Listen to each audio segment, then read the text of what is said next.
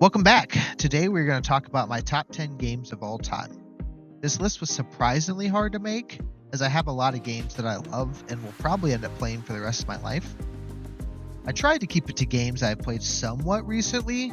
Luckily, I've used this site called Backloggery for around 16 years, and for around 12 years of that, I was tracking the games I beat every year.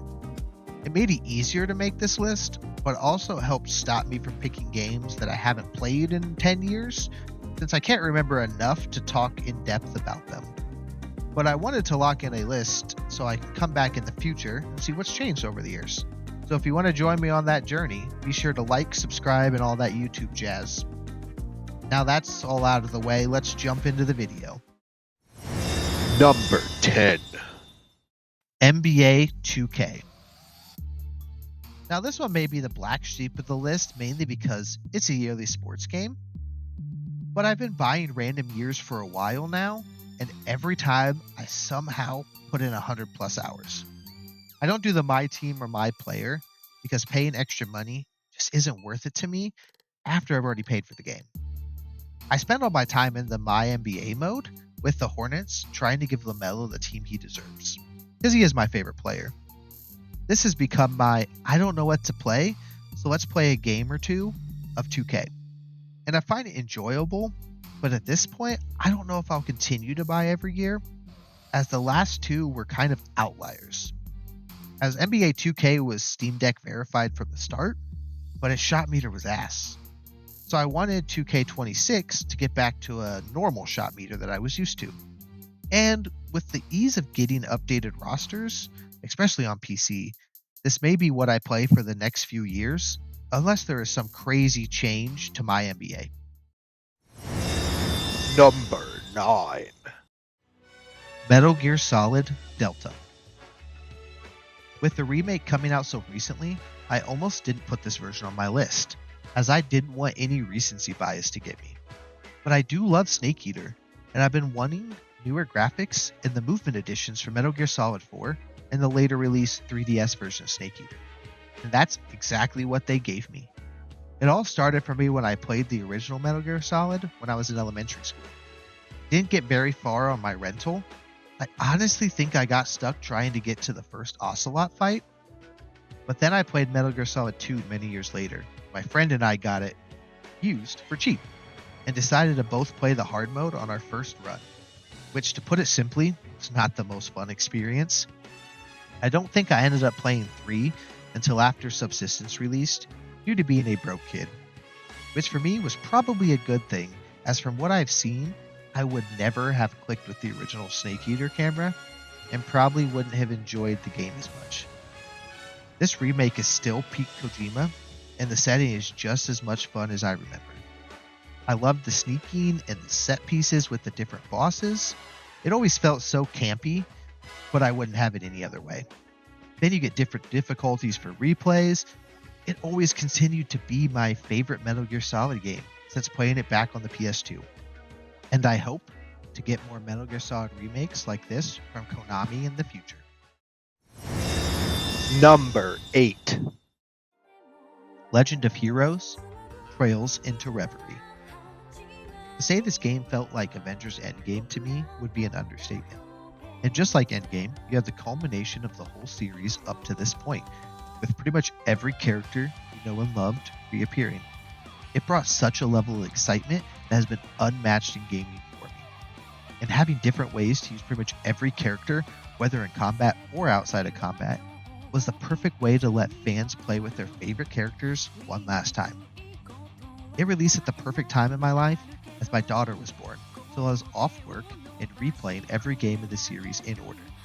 Minus Cold Steel 1 and 2, as I'd played them like 6+ times over the past couple years. The improvements in combat from each game to this point felt like the perfect send-off of that system. And the storytelling hit even harder when I played it, especially because I'd finished playing every game in a row. I got to see so many returning characters, even NPCs. It added so much to the world of Zemiria and felt like seeing old friends again. Honestly, the series should have ended here, and it would have been the perfect send-off.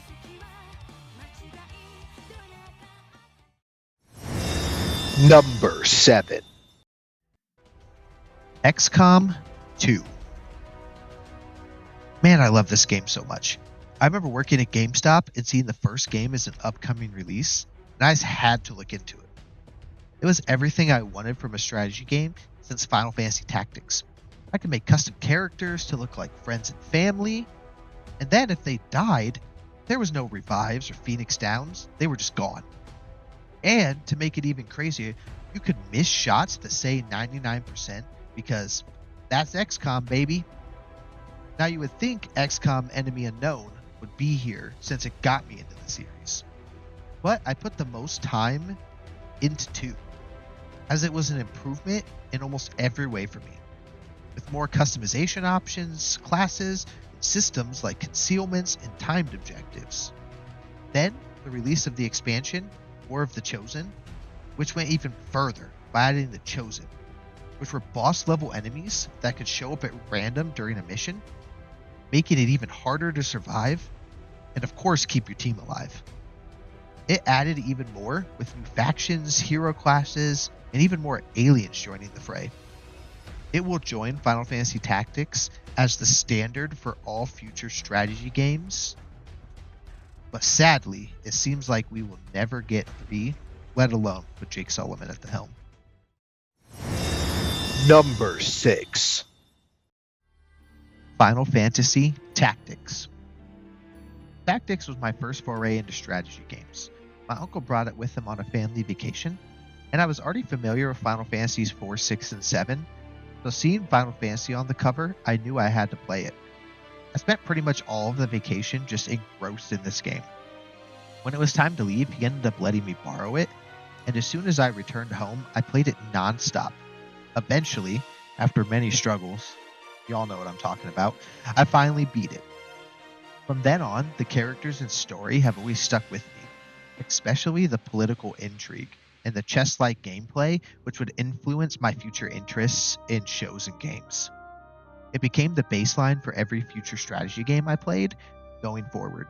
I even tried the Rebirth mod, which I never completed, but it added so much more challenge to the battles and new features that revamped the game that I loved. Once the Nvidia leaks dropped, I was so hyped and couldn't wait for the eventual re-release. And now, after beating the Ivalice Chronicles version, I have to say, this game is perfect. Number 5. Dragon Quest III Remake. I gotta say, it was a hard decision to pick between this and Dragon Quest XI.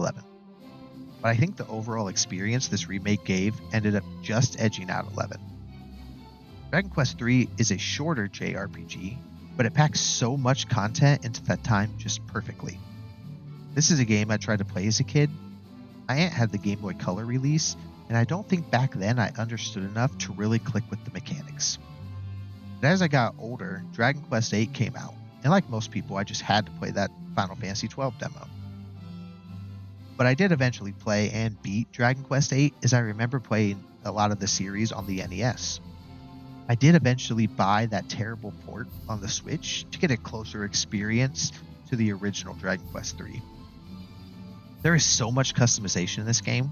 You get to pick different characters, which have different personalities that can affect how your character's stats grow. And you get them from Patty's Party Planning Place. Then you use books and equipment to change those personalities even further, control your stat growth. Then eventually unlock the ability to change classes. That will let you have your character's stats, but start you at level 1, allowing you to control your builds. You can also find books that eventually unlock special classes, and then you get even more classes by meeting certain job requirements. This is a great game if you want a JRPG that respects your time and gives you the ability to control how your party grows. Number 4. Star Ocean 2, The Second Story R. This game is another one where I played the original PS1 release, because I played and loved Star Ocean till the end of time, which got me into the series. I was able to borrow it and beat it, even though I struggled a lot with the final bus rush at the end of the game. But I never replayed it again after that, but it always stuck with me as a game I kept wanting to replay. So when this remake was announced, I knew I had to have it. To have them improve the graphics and fixing bugs from earlier releases, as well as adding stuff like the break system, assault actions, that allows you to essentially summon characters from other games to attack, gives you so much more depth to the action combat. Then they went on to add quality of life features like fast travel, auto saves, and even more save points overall, and some of the recovery save points. They did so much cool stuff with the story as well, with your choice of Claude or Reyna as starting characters, which allows you to recruit different characters down those paths. The game adds so much replay value, and beating the game unlocks more post-game content, like the Maze of Tribulations. This game has definitely overtaken Till the End of Time as my favorite Star Ocean game. Number 3. Resident Evil 4. This fucking game. This is the pinnacle of remakes for me. I remember being so hype, I couldn't help but watch everything that came out. I love this series and have played all of the remakes the second they came out. I spent so much time with this game, from my PS5 to my Steam copies, crossing well over 100 hours, and I still want to go back. The changes they made to this game fit so well for the series, from making Ashley less annoying and her sections more interesting to play, changing the areas to add a new experience from the original, adding side quests, moving while shooting, and even stuff like the shooting gallery. Then they even found a way to remove the QTEs and still make it feel better, like with the amazing Krauser knife fight. Parrying was such an amazing improvement and gives you so many more options in combat. The feel of the weapons, the ability to sneak around doing stealth kills, and you got new enemies to bring even more challenge while still giving you a bit of that horror. Then you get Separate Ways, which felt like an actual game for Ada, not just an afterthought reusing areas from the game. Now don't get me wrong, I still love the OG RE4, but this will be my go-to when I want some RE4 in my life, and I'm feeling the itch to come back. Number 2. Kingdom Hearts 2 Final Mix. Man, oh man, this being at number 2 is so weird for me. I honestly almost just made 1 and 2 a tie, but where would the fun be in that? This game is beyond amazing to me, and I have so many memories with it. From going to pick it up on release with my friend and putting 2 TVs in a room to play at the same time, as well as my mom calling me out of school so I could play all day and the weekend. Then finding out Final Mix 2 existed and was released only in Japan. Of course I had to find a way to import it, which involved soft modding my PS2, which I still have to this day, to play it using Swap Magic. And then I had to get a printout of the translated abilities using the school printers. Kingdom Hearts 2 gameplay is the peak of the series, which sadly none of the other games has been able to touch since. With the addition of critical mode, data organization fights, lingering will, and the ability to play at level 1, this game gives you so many ways to test your knowledge and give yourself a new challenge.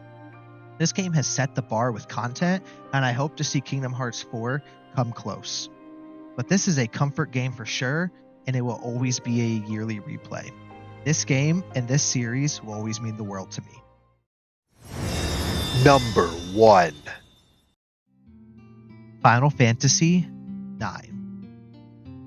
This was a tough one for me to decide, as Kingdom Hearts 2 Final Mix could easily take this slot depending on the day you ask me. Final Fantasy IX also has so many memories tied to it. I got this game for Christmas and I played it non-stop. It hooked me hard. I remember getting into the final boss and having to leave for school, and then leaving my PS1 on until I could come home and finish it. But as I'm doing a stream of Final Fantasy IX Alternate Fantasy mod, my love for the story and characters, setting, and of course the greatest boy Vivi are brought back into focus, and it brings me so much comfort with everything going on currently. To go through the game every year is a must. Back in the day, I managed to be one of the first people to do the Excalibur 2 perfect game run with cutscenes, before we found out about the side quest that wasn't known at the time. It was one of the most annoying and fun experiences of my life, allowing me to learn so much about the game. But also, I will never ever do that again. There are always things to improve, especially as a PS1 game that was limited due to size constraints. I so hope that the remake is true. So far it seems it will be, but I want them to add and expand the story, and areas like the 4 temples that the party splits up being playable for each group, or letting Beatrix into the party without a mod. This is a game I could talk about for so long, but I want to do an actual review and dive into this game deeper. Well, that's my current top 10 list as of 2025. If you want to hear about some of my least favorite games, be sure to let me know in the comments below, as well as tell me about your top 10 games of all time. Does yours change yearly, or has it always been the same? Hope to see you on my next video. Thanks for watching.